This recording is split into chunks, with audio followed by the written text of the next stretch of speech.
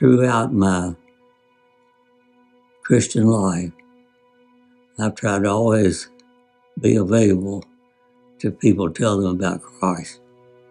I've had more people come to me asking how to be a Christian than I have gone to the people to ask, which to me,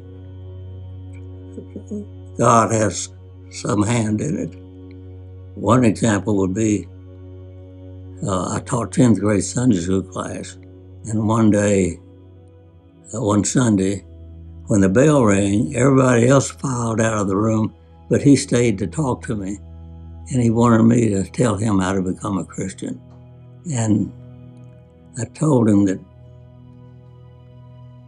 since the church service was about to start, that we ought to go on into the church service, and I would come to him any night he chose the coming week. And so he picked a night, and for some reason, this is the only time it happened, I felt that is such a great decision. I was afraid I'd make a mistake, and so I asked the assistant pastor to go with us. And there's a reason I think that happened. We went to on the night that was designated, and the mother asked if the boy's younger brother could sit with us, and of course we said yes.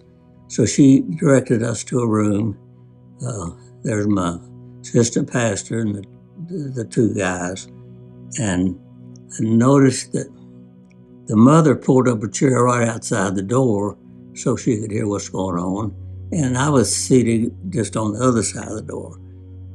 And when the pastor started talking, I heard somebody coming from the back part of the house toward the front, and they passed right by me, went out the front door and closed the door.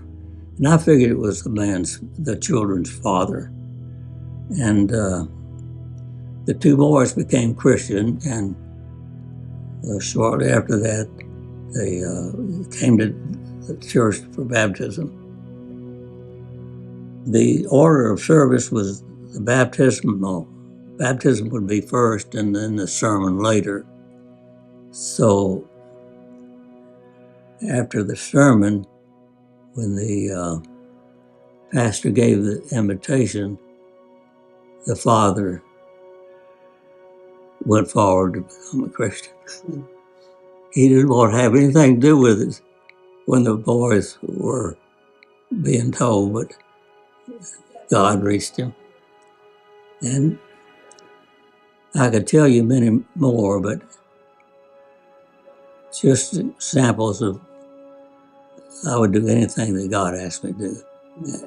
And that's true to this day.